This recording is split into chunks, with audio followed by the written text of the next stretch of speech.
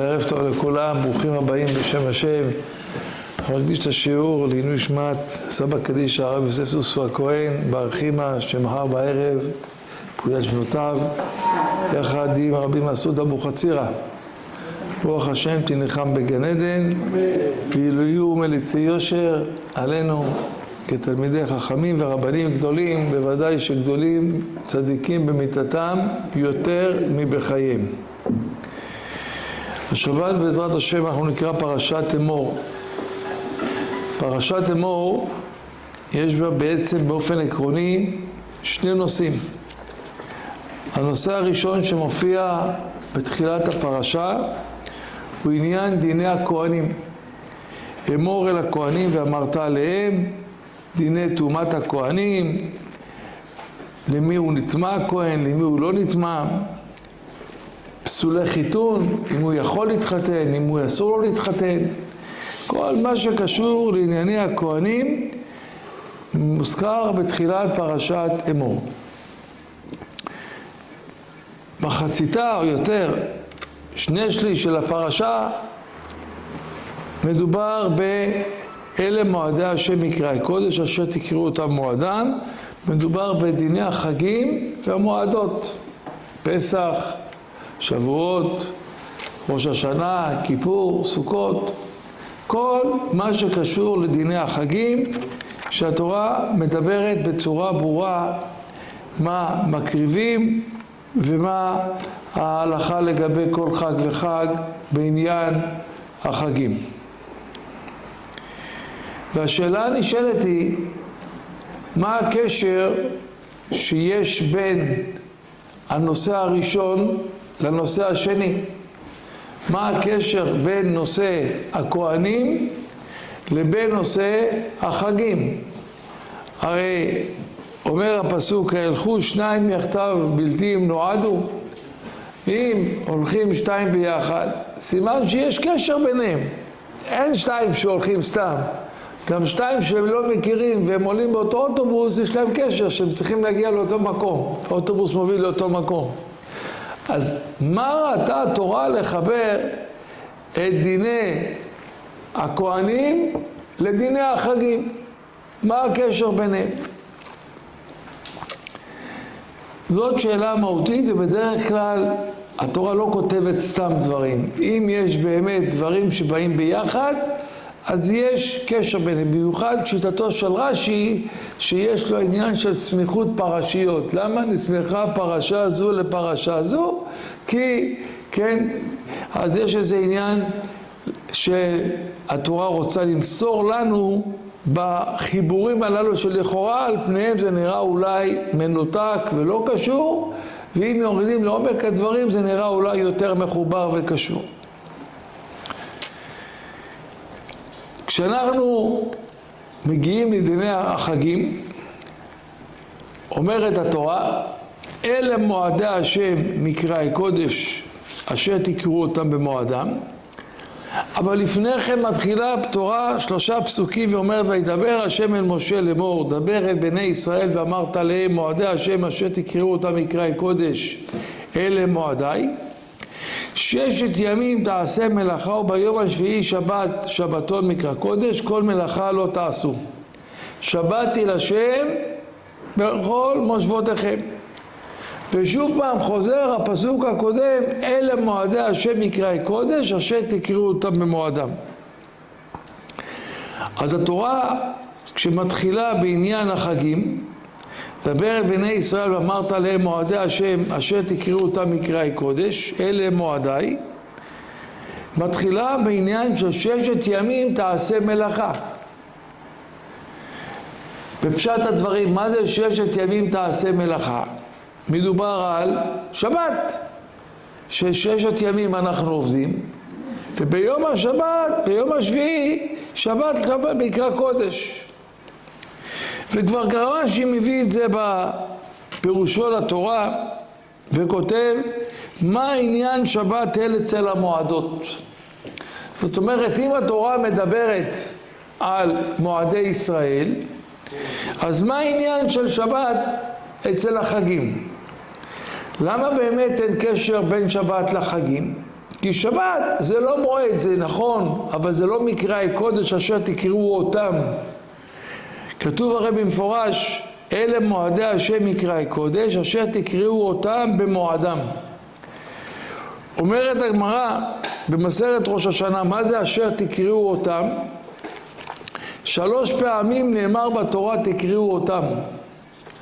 אומרת הגמרא, אותם, כך אומרת הגמרא במסכת ראש השנה בדף כ"ה עמוד א', ג' פעמים, אתם אפילו שוגגים, אתם אפילו מזידים, אתם אפילו מוטעים. מה אומרת הגמרא? אשר תקראו אותם, הגמרא דורשת לא אותם, אלא אתם. אשר תקראו אתם. מה זה תקראו אתם? שמי שקובע את החגים זה עם ישראל. מה זה עם ישראל? זה לא כל אחד ואחד מעם ישראל, אלא יש בית דין שקובע את ראש חודש, ועל ידי ראש חודש נקבע החג, כי החג הוא יום מימי החודש. למשל, סוכות זה ט"ו בתשרי. כשאני יודע מתי זה א' בתשרי, אז אני אדע מתי זה סוכות. כשאני אדע מתי א' בניסן, אני אדע מתי פסח. וכן על זה הדרך. אבל מחדשת הגמרא, למה כתוב אשר תקראו אותם אתם? לומר לך שמי שקובע את החגים בצורה ודאית זה אתם. עם ישראל קובע את החגים. אז למה לא מסתפקים בפעם אחת? לומר לך שאתם אפילו שוגגים, אתם אפילו מזידים, אתם אפילו מוטעים. הפירוש, אתם אפילו שוגגים. אז אני מבין שהבית הדין טעה וקבע ראש חודש לא בזמן. אבל מה זה אתם אפילו מזידים? מה זאת אומרת מזידים? הפשט הוא, באים עדים, היה לנו חודש אלול, באים עדים עכשיו ואומרים ראינו את מולד הלבנה. בית דין חוקרים אותם, העדות שלהם נאמנה. מה צריכים להכריז? ראש חודש. מה זה ראש חודש במקרה? זה תשרי, זה ראש השנה. הם הגיעו בדיוק ביום רביעי. עכשיו, אם הם יגידו בית הדין מקודש ביום רביעי, אז יום רביעי זה ראש השנה. יום רביעי זה ראש השנה. עכשיו, מה יקרה? מגיע עכשיו יום כיפור. בוא נספור. אם א' בתשרי זה יום רביעי, י' בתשרי זה יום כיפור. מתי יוצא יום כיפור? לא.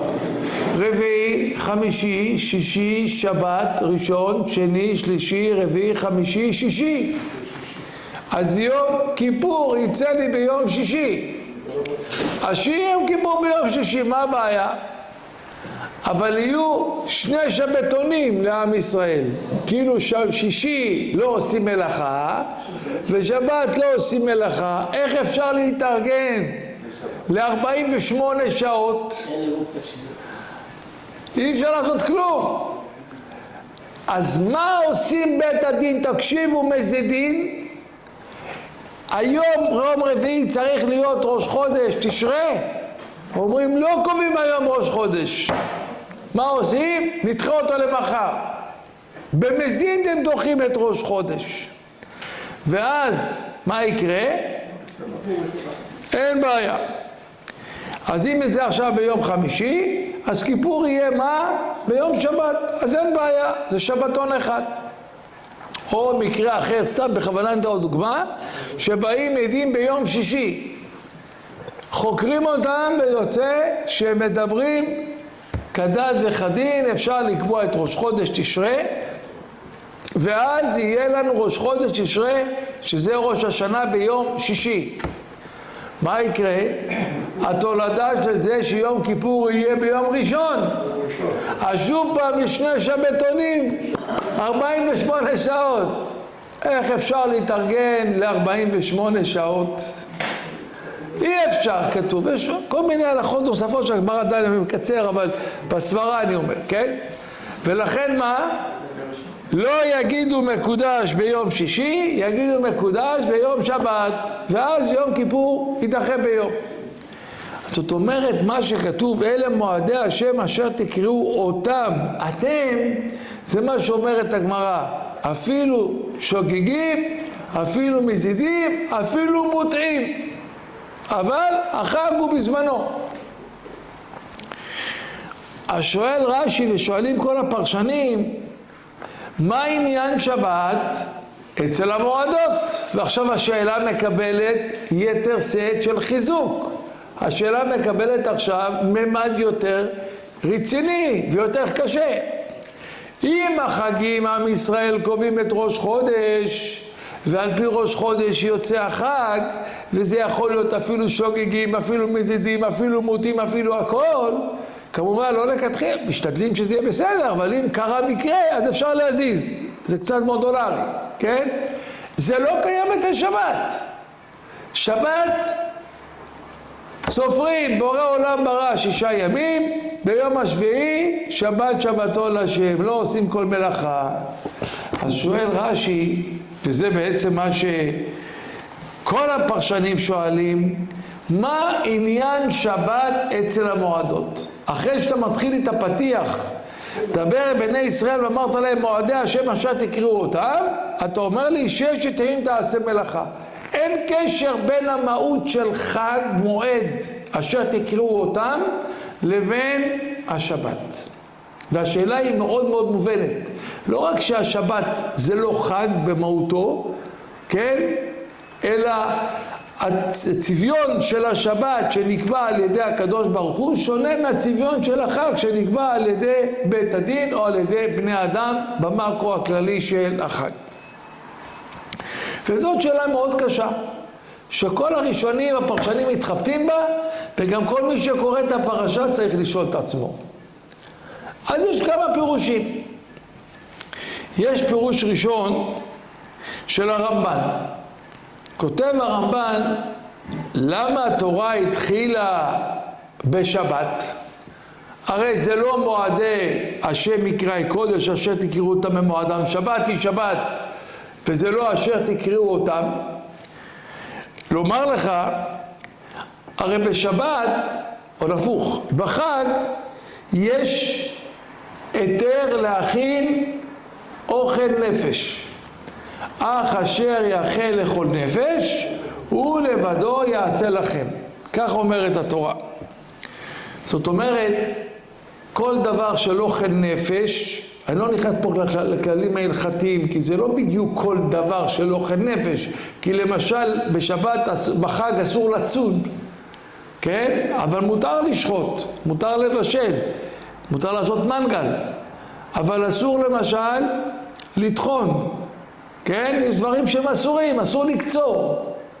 אז יש מלאכות שכן, יש לזה הגמרא דנה במסכת ביצה, איזה מלאכות כן, איזה מלאכות לא, וכו', זה דיון הלכתי, אבל באופן עקרוני מלאכות של אוכל נפש, למשל לבשל, מותר בחג.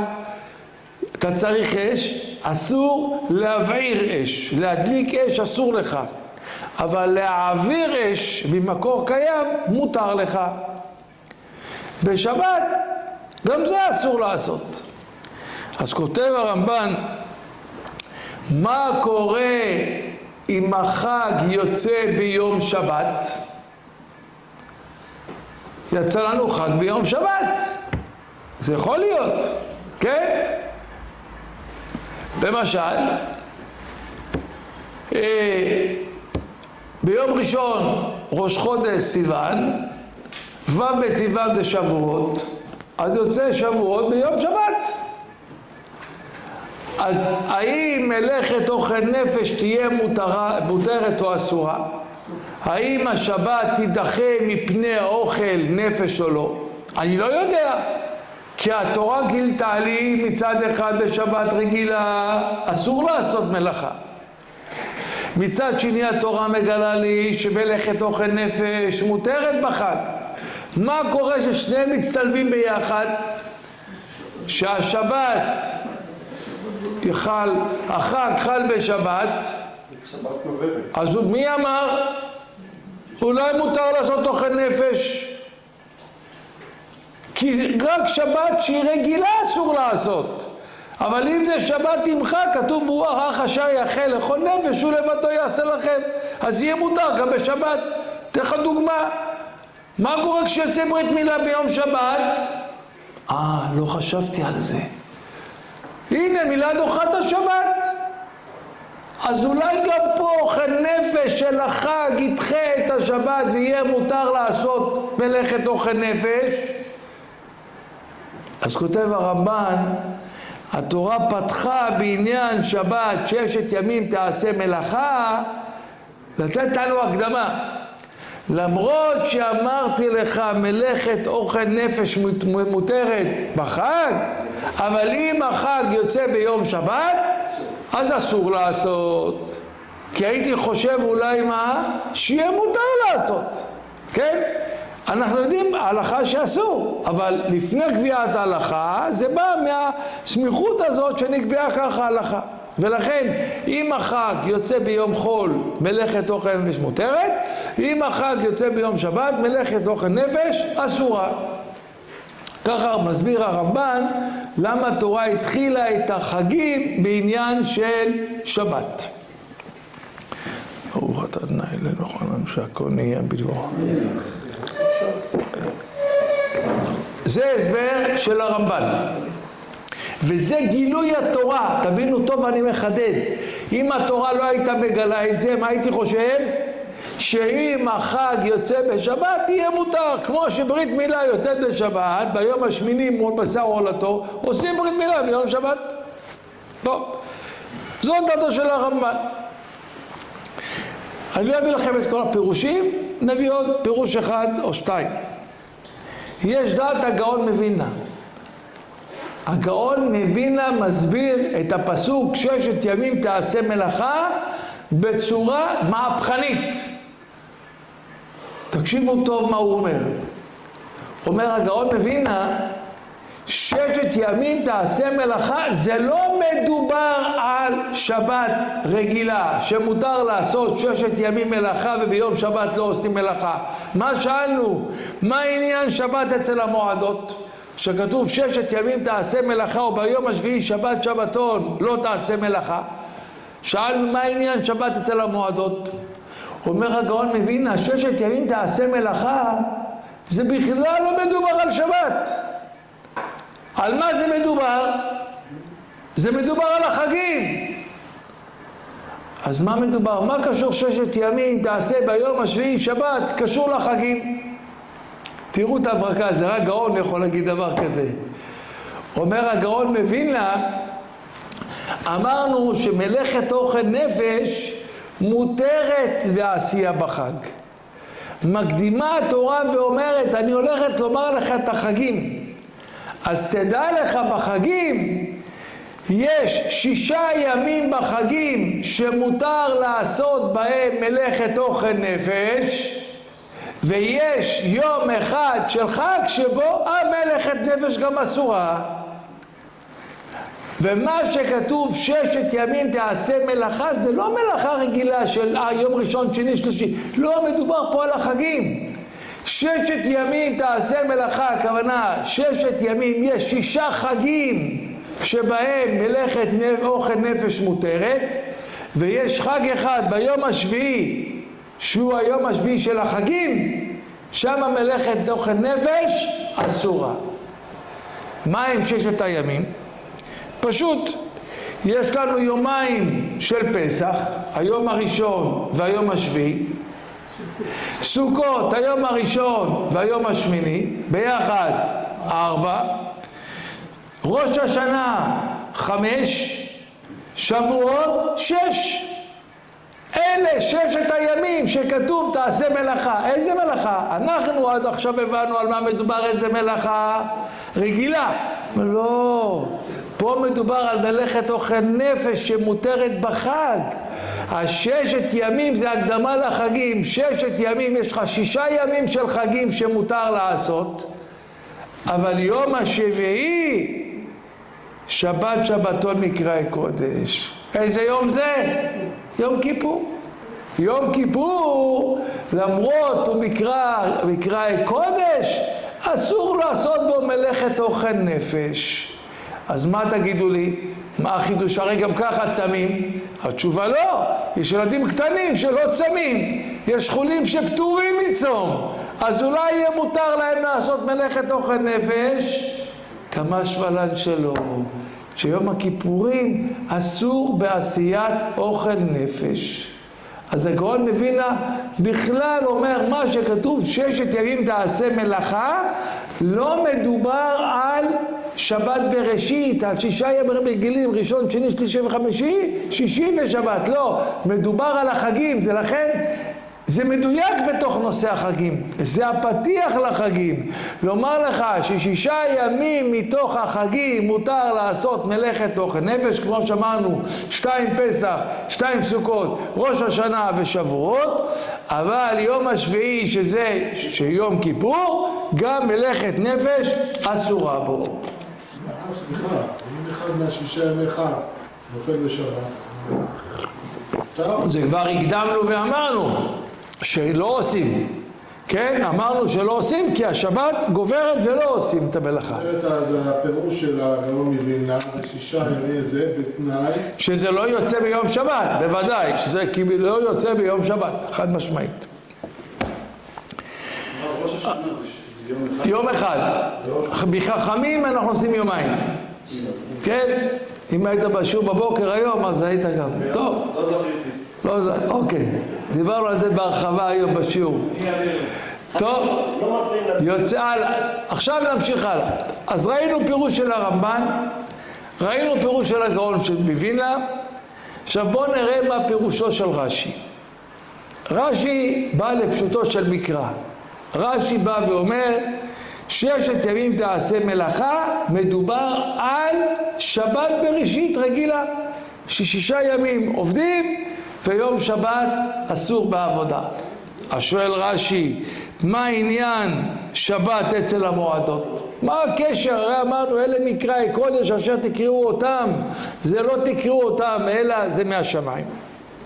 ללמדך, תקשיבו מה כותב רש"י, שכל המחלל את המועדות מעלים עליו כאילו חילל את השבתות, וכל המקיים את המועדות מעלים עליו כאילו קיים את השבתות. אומר רש"י חידוש, אתה יודע למה התורה התחילה עם השבת והיא שלטלה את זה כפתיח לנושא החגים? ללמד אותי כלל. מה הכלל? שכל המחלל את המועדות, מי שלא שומר את החגים, מעלים עליו כאילו חילל את השבת. זאת אומרת, את החג הוא מחלל חלילה, ואת השבת הוא שומר. באה התורה ואומרת, תדע לך יהודי יקר, אני מתחילה עם שבת בתוך נושא החגים, ללמד אותך שכל מי שמחלל את המועדות, כאילו חילל את השבתות. וזה דבר מאוד תמוה. למה? את החג הוא לא שמר, את השבת הוא שמר. למה מעלים עליו כאילו חילל את השבתות? וכל המקיים את המועדות כאילו קיים את השבתות. למה? יכול להיות שאת זה שמר ואת זה לא שמר, וכל אחד זה לגופו. מה פתאום אם אתה חלילה אם אדם מחלל את המועדות ושומר את השבת, אז מעלים עליו כאילו גם את השבת הוא חילל. אם הוא חילל גם את השבת, אז אין מה להגיד מעלים עליו. כן? חד משמעית, פשוט. אלא צריך להסביר ולומר ברש"י, יש איזושהי פסיכולוגיה שאדם עובד איתה. מה הפסיכולוגיה? בא אדם ואומר, שבת אני מוכן לשמור. למה? כי היא ניתנה מפי הגבורה. הקדוש ברוך הוא ששת ימים עשה השם את השמיים ואת הארץ, וביום השביעי שבת ויהי נפש, הוא מצווה אותנו שמור את יום השבת, גם אני שומר שבת. זה מפי הגבורה. אבל לשמור את החגים, אומר הבן אדם, מה לי ולחגים? למה מה לי ולחגים? אני מדבר על לשמור, הוא יאכל, יעשה סעודה, הכל בסדר, כן, יקנה פרחים, הכל בסדר, אבל שמירה, כמובן מבחינה הלכתית. למה לא? כי מה אמרנו קודם? מי קובע את החגים? אשר תקראו אותם במועדם. אומרת הגמרא, אמרנו ראש השנה כ"ה לא אותם אלא אתם. הוא אומר, רגע, מי קבע את החג? בן אדם בדיוק כמוני. אוכל, שותה, ישן בדיוק כמוני. בא הבן אדם הזה ומה אומר לי? ביום הזה אין מלאכה. מה פתאום? אבל אתה אומר יותר מזה, אפילו שוגגים, אפילו מזידים. תגיד לי, אתה בסדר? אז שבת אני מוכן לשמור, כי ניתנה מפי הקדוש ברוך הוא. אבל חגים שבאים כפונקציה של בני אדם שקבעו, למה שאני אקיים? ובמיוחד אם אתה דורש את הפסוק, אפילו שוגגים, אפילו מזידים, אפילו מוטעים.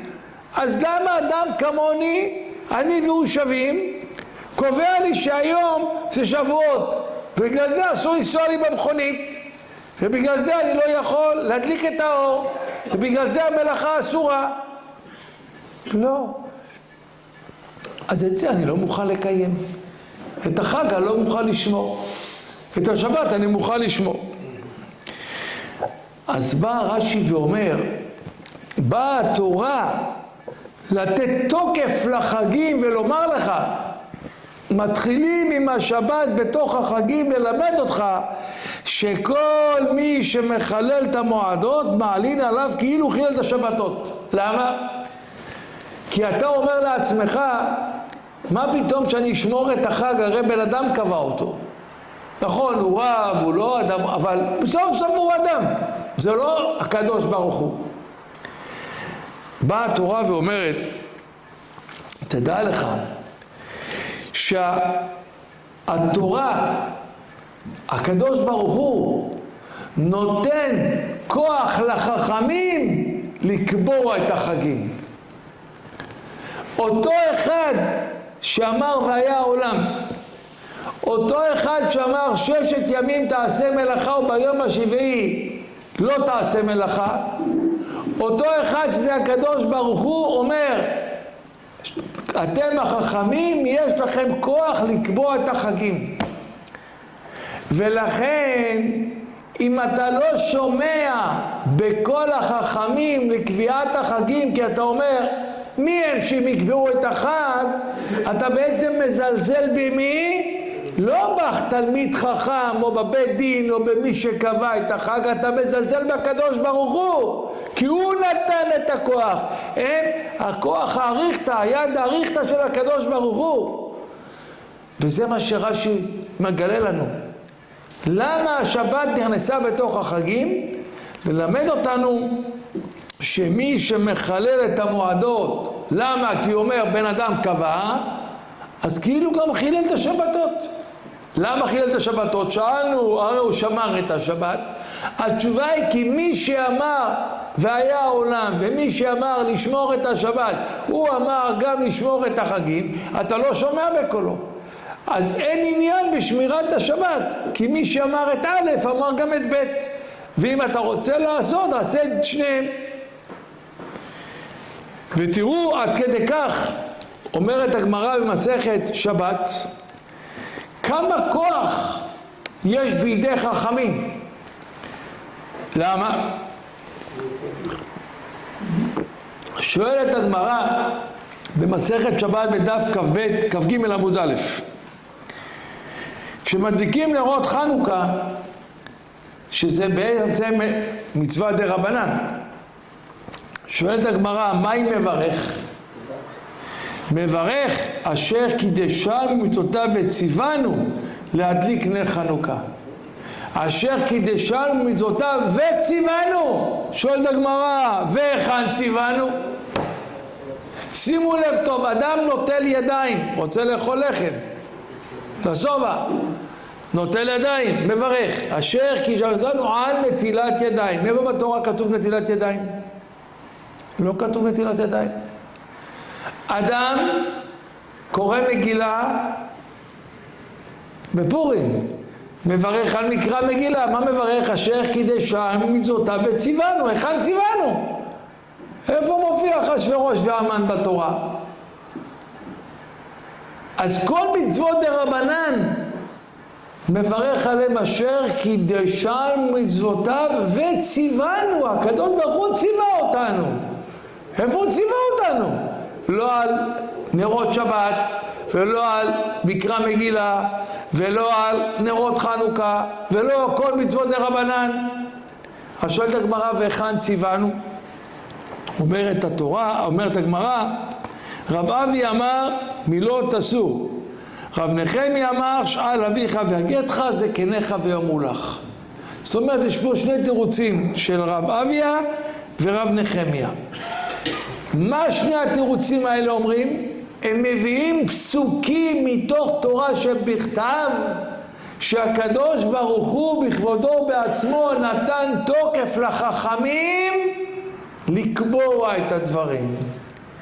וברגע שהקדוש ברוך הוא נתן את התוקף לחכמים לקבוע את הדברים, זה כאילו מי קבע? הקדוש ברוך הוא. אז לכן אפשר לברך על נטילת ידיים שמדרבנן וציוונו, ועל נרות שבת וציוונו, ונרות חנוכה וציוונו, ומקרא מגילה וציוונו. זאת אומרת, תראו מה מגיע כוח החכמים. זה כאילו שהקדוש ברוך הוא מצווה אותנו, אבל זה לא כאילו, זה באמת. כי התורה, הקדוש ברוך הוא בתורתו הקדושה כתב, ועשית ככל אשר יורוך, לא תסור מן הדבר ימין ושמאל. הוא נתן כוח לחכמים לקבוע את הדברים. ושאל אביך ויגדך זקניך ויאמרו לך. אז יוצא מכאן שעכשיו אנחנו אומרים למה נסמכה שבת אצל המועדות. מה העניין שבת אצל המועדות שאומר רש"י? ללמדך שכל המחלל את המועדות מעלים עליו כאילו חילל את השבתות. כי מי שאמר לשמור את השבת הוא אמר לשמור את החג. מי קובע את החג? החכמים. אתה אומר מה כוחם של חכמים? אתה מזלזל? אתה מזלזל לא בחכמים, נכון אתה מזלזל בהם, אבל אתה מזלזל בצורה ישירה בקדוש ברוך הוא. למה? כי הוא בעצם נתן את הכוח לחכמים. וזה היסוד שרש"י מלמד אותנו על העניין של שבת שמופיעה בתוך החגים. מה אנחנו רואים מכאן? לומדים מכאן מה זה כוח של חכמים. שחכמים קובעים משהו, כמובן עם סברה, עם היגיון, עם בית דין, לא ככה שירותי. יש לזה תוקף לדורי דורות. וחסור לנו חלילה לזלזל בזה. עד כדי כך, כדי שאדם לא יזלזל בזה, מה עשו? קבעו כלל. שחכמים קובעים משהו, לבטל אותו אפשר. למה? כי הם אמרו והם אמרו. הפה שאסר הוא הפה שהתיר, אבל קבעו קריטריון מאוד נוקשה. צריך להיות שיהיה בית דין יותר גדול מהבית דין שקבע את הדבר הראשון, במניין ובחוכמה. במניין ובחוכמה, ואז אפשר לבטל. עכשיו, במניין אפשרי. היו שם 70, נביא 200. אבל בחוכמה, איך אנחנו יכולים להגיד שאנחנו יותר חכמים מאלה שקבעו? תמיד הרי מה יש לנו? ירידת הדורות. אם הם כמלאכים, אנחנו בקושי כבני אדם. וכולי, כך אומרת הגמרא, אתם מכירים. אז לכן, כדי לבטל דברי חכמים, גם אם הסיבה בטלה, תקשיבו טוב, גם אם הסיבה בטלה, עדיין אי אפשר לבטל את הגזרה, או את התקנה. אלא אם כן יש בית דין יותר גדול מבית דין הראשון במניין ובחוכמה. אתן לכם דוגמה. יש הלכה שבכל המועד לא מתגלחים. זאת הלכה בשולחן ערוך. למה לא מתגלחים בכל המועד? מה יש? אומרת הגמרא, ככה פוסק גם בשולחן ערוך, כדי שלא ייכנס מנוול לחג. פעם זה לא כמו היום. היום מתגלח, אני יודע, פעמיים ביום, 3 פעמים ביום, יש לזה מכונה, צ'יק צ'יק צ'יק צ'יק, כן? פעם היו מתגלחים פעם בשבוע, פעם בשבועיים, לא היו מכשור הלכתי לגילוח נוח, אז היו מתגלחים פעם בשבוע, פעם בשבועיים. אדם עכשיו חוזר, ודרך אגב גם היו יוצאים לעבודו, לא כמו היום, יוצא ב8, הגיע 2, למה לא חזרת הביתה, כן? היו יוצאים לעבודה בראשון, חוזרים בקושי ביום שישי, כן? כי הנדידה והנסיעה הייתה מאוד קשה. עכשיו מגיע אדם בערב החג, לא יתגלח. יש לו כל כך עיסוקים לחג, לארגן, לקנות, זה.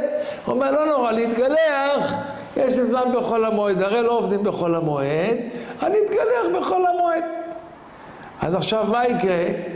הוא נכנס מנוול לחג, הוא נכנס עם זקן, זה לא כבוד החג, זה לא כבוד המועד.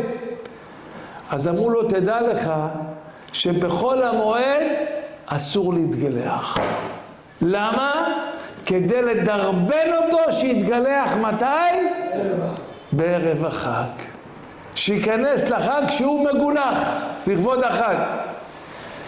באים הרבה שואלים, הרגע, מה ההלכה האקטואלית הזאת היום? היום אנשים מתגלחים כל יום, פעמיים ביום, יש כאלה 3 פעמים ביום, אתה יודע כמה מתגלחים? אז זה לא אקטואלי. אז למה עדיין יש את ההלכה הזאת? התשובה היא כי אם זאת גזירה תקנת חכמים, גם אם הסיבה בטלה, כדי לבטל אותה צריך בית דין יותר גדול במניין ובחוכמה. אז במניין אמרתי אפשר למצוא, בחוכמה אני לא בטוח שאפשר למצוא, כן? כנראה גם אי אפשר למצוא. למה יש ירידת הדורות? בכל אופן נחזור לענייננו, מה אנחנו רואים? שהתורה נותנת תוקף לחכמים לקבוע דברים, והתוקף של החכמים זה הקדוש ברוך הוא, בעצם באים מתוקפו של בורא עולם שנתן את הכוח שלו לחכמים בתורה, וזה כאילו שהקדוש ברוך הוא מצווה. עכשיו אנחנו מבינים נפלא מה שאומר רש"י. למה באה השבת 6 ימים לפני החגים? ללמדך שכל המחלל את המועדות מעלים עליו כאילו חילל את השבתות. כי אם אתה מזלזל בדברי חכמים שאמרו על ידי הקדוש ברוך הוא אתה לא מקבל, אתה בעצם גם בדברי הקדוש ברוך הוא מזלזל, לא בדברי חכמים. לכן גם השבת שומר אותה הקדוש ברוך הוא זה כאילו גם אותה חיללת, למרות ששמרת.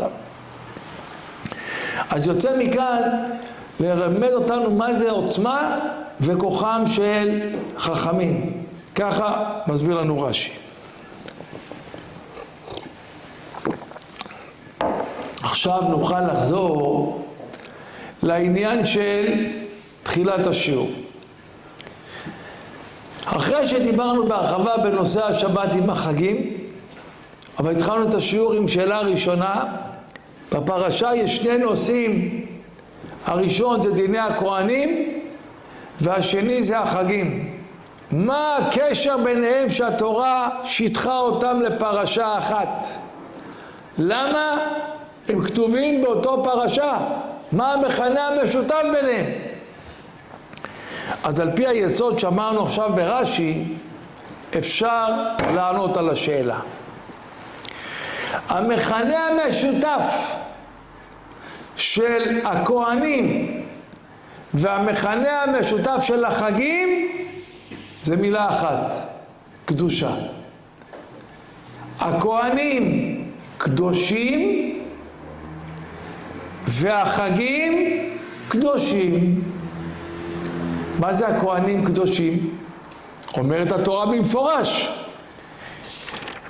קדוש יהיה לך וקידשתו, כי את לחם אלוהיך הוא מקריב, קדושים יהיו לאלוהיהם. אנחנו רואים שאצל הכהן יש קדושה, המושג של קדושה. גם אצל החגים יש את המושג של קדושה. אלה מועדי השם מקראי קודש. עכשיו יבוא מישהו ויגיד, מה זה הקדושה הזאת? מה, יש פריבילגיה לכהנים? הכהנים זה גזע יותר טוב מעם ישראל? התשובה היא לא. קדושה זה לא עליונות. קדושה זאת מחויבות. על ידי מחויבות יתרה אתה מקבל קדושה. אומרת התורה בספר שמות פרשת יתרו, ואתם תהיו לי ממלכת כהנים וגוי קדוש. כל מי שקורא את הפסוק אומר, איזה גזענות! עם ישראל גזענים, יותר טובים מכל האומות. התשובה, חלילה וחס. זה לא גזענות, זה לא עליונות. אם נבין את המשמעות זה נראה בדיוק הפוך. ואתם תהיו לי ממלכת כהנים וגוי קדוש. מה? כולנו? כל עם ישראל כהנים? אז איך כתוב, ואמרת אל הכהנים בני אהרון, שרק בני אהרון כהנים? אלא מה הרעיון? ואתם תהיו לי ממלכת כהנים וגוי קדוש. הכהן יש לו יותר מחויבויות הלכתיות מאשר הישראל. יש לו הגבלות הלכתיות בטומאה וטהרה. הוא לא יכול להתאמן לכל אחד. הוא לא יכול להינשא עם כל אחת. יש לו הגבלות. כשיש הגבלות הלכתיות והוא מקיים אותן, אז יש קדושה. הקדושה היא לא תוצאה של עליונות. הקדושה היא תוצאה של מחויבות. ולכן כשאני אומר בספר שמות כתוב בפרשת יתרו, ואתם תהיו לי ממלכת כהנים וגוי קדוש, זה לא עליונות שעם ישראל יותר נעלה מהגויים, אלא הפוך, הקדוש ברוך הוא דורש מעם ישראל דרישות גבוהות מוסריות גבוהות יותר מהגויים, ולכן אתם קדושים יותר. למשל, כתוב לא תרצח.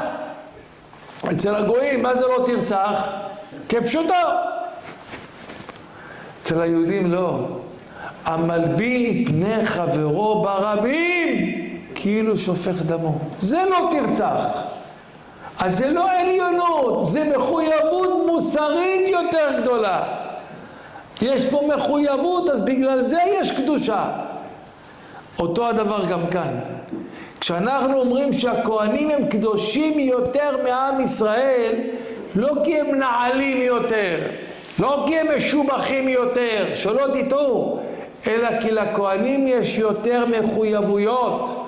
לזה יתאמה, לזה לא יתאמה, עם זאת הוא יתחתן, עם זה לא יתחתן. ואם הוא כהן גדול, אז במה נובעת הגדולה שלו? בעוד יותר מחויבות, עוד יותר איסורים. כשיש לך יותר איסורים, אז יש לך מה? יותר קדושה. לכן סתם תבינו, שאומר הפסוק בישעיה, אנחנו אומרים אותו בקדושה, כן? וקרא זה אל זה ואמר, קדוש, קדוש, קדוש. למה כתוב 3 פעמים קדוש? כשאני אגיד למישהו, אתה עשיר, עשיר, עשיר, הוא יותר עשיר אם אני אגיד לו אם פעם אחת אתה עשיר?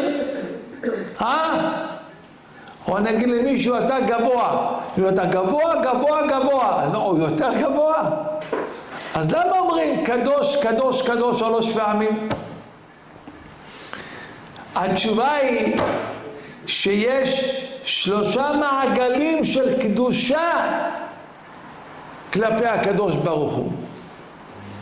יש קדושת העמים, יש קדושת עם ישראל, ויש קדושת הכהנים. קדושת העמים הם חייבים ב7 מצוות בני נוח. גם להם יש מחויבות. מקיימים או לא מקיימים, אני לא יודע. אבל יש להם 7 מצוות בני נוח. לא לרצוח, דינים, כן, יש להם דינים, 7 מצוות. אז זה יוצר מעגל של קדושה אחד. ויש קדושה יותר גדולה של עם ישראל. ובתוך עם ישראל יש קדושה יותר גדולה של מי? אמור אל הכהנים ואמרת להם, זה מעגל שלישי. לכן המחויבות הזאת נותנת עכשיו קדושה. ותשימו לב את הדבר מדהים בפסוק, וכאן שאנחנו אומרים צריכים לשים לב, וקרא זה אל זה ואמר קדוש, מה יש שמה?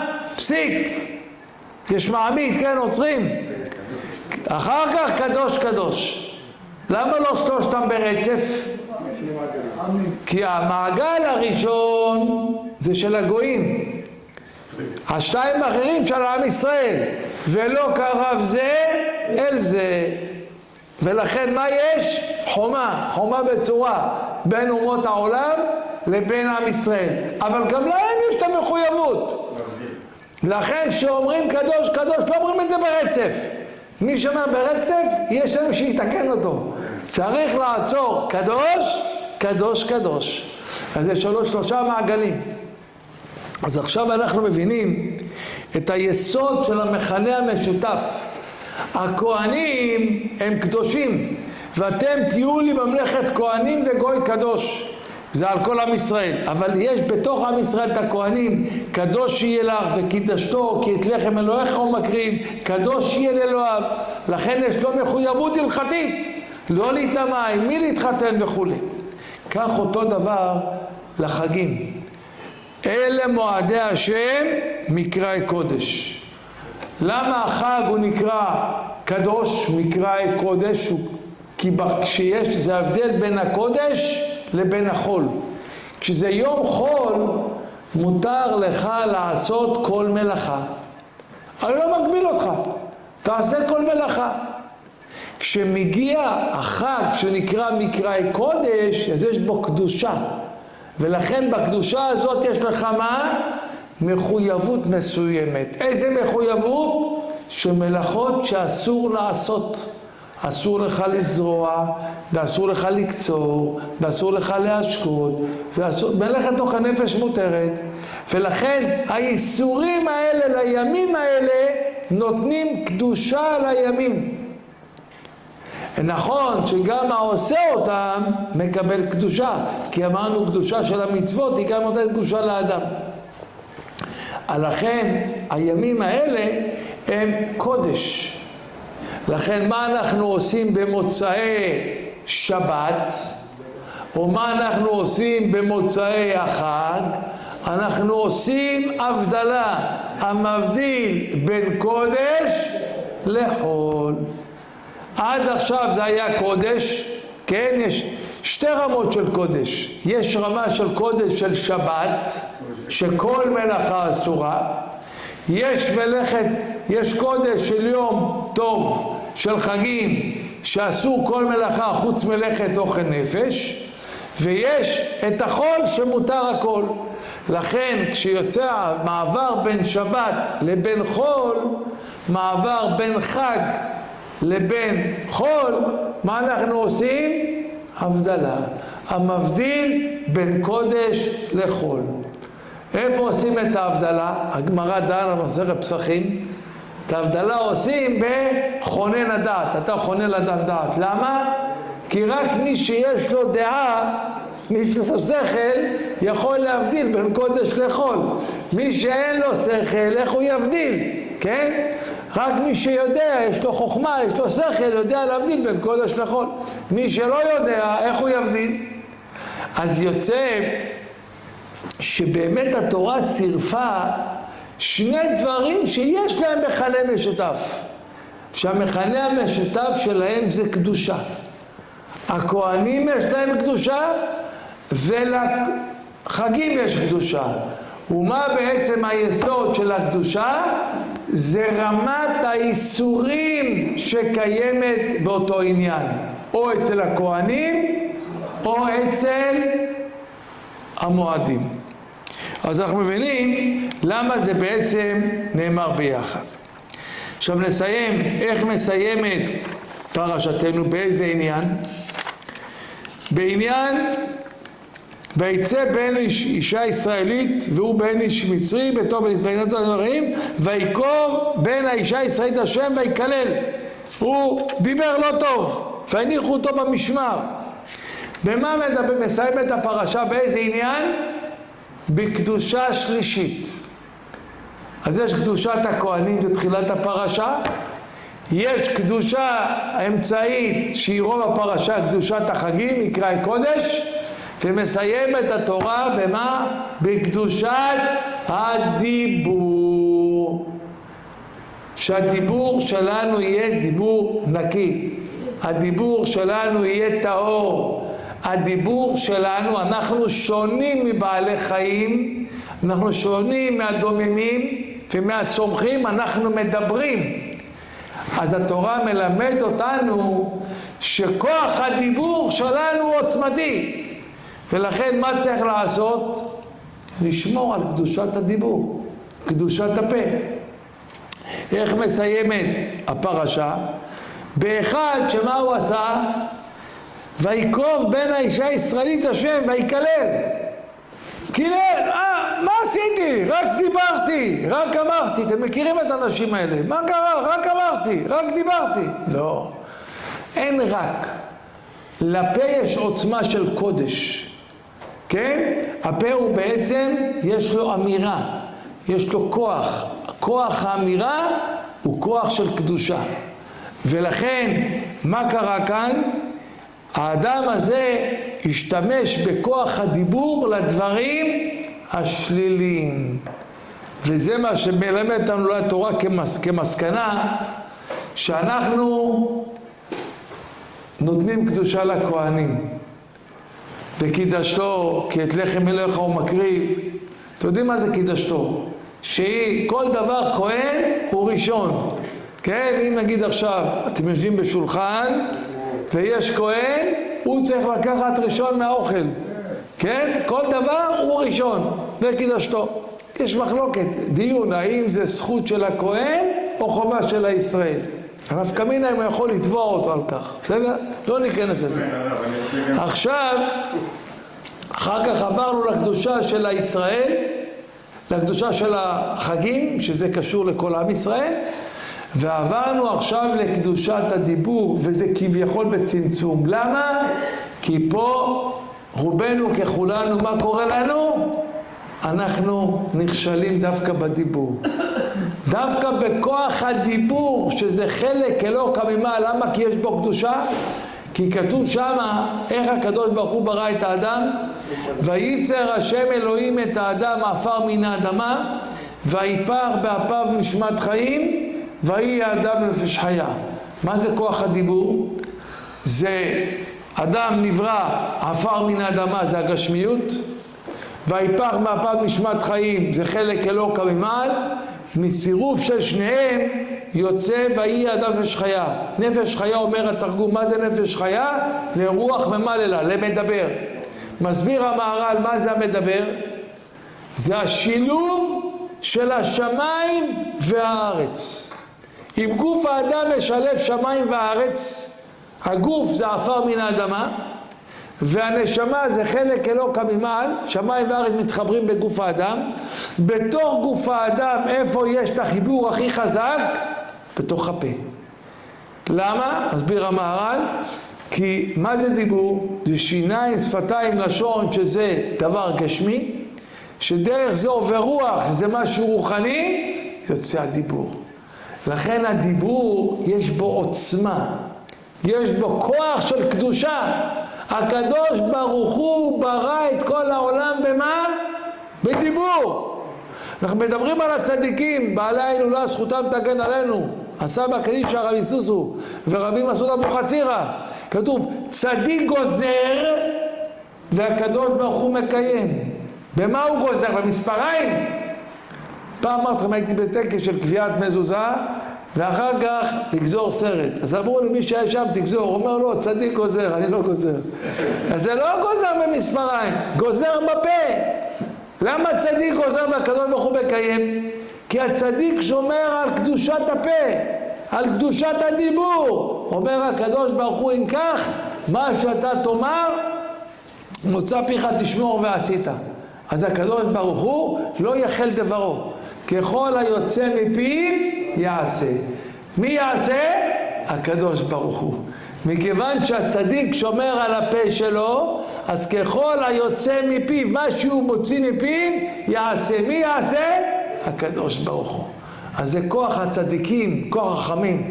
אז כל השיעור שלנו היה נסוב היום סביב קדושה.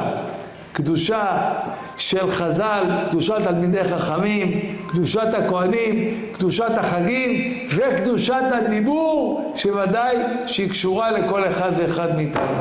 מי היה וייתן והקדוש ברוך הוא ייתן לנו את הכוח באמת לקדש את עצמנו, להיות קדושים. קדושים תהיו כי קדוש אני השם אלוהיכם. גם אנחנו מצווים להיות קדושים, ובעיקר לשמור על קדושת הדיבור, קדושת הפה, שנדע להוציא כמו שכל אחד מקפיד להכניס לפה שלו רק דברים כשרים למהדרין, שכל אחד גם ידע להוציא מהפה שלו דברים כשרים למהדרין. ואם יש לך ספק אם הדיבור הזה כשר למהדרין או לא, מה אתה עושה? אתה לא אומר אותו. למה? כי הפה שלנו הוא דו סטרי. הוא מכניס דברים מהדרין, מוציא דברים מהדרין. יהי רצון שזכות הצדיקים הללו תגן בעדכם, בעדנו, בעד כל ישראל אחינו, לשפע, טובה וברכה בלי די, אמן ואמן. רבי חנניה בן עקשיא אומר, רצה הקדוש ברוך הוא לזכות ישראל, לפיכך הרבה להם תורה ומצוות, שנאמר, אדוני חפץ למען צדקו, יגדיל תורה וידיר.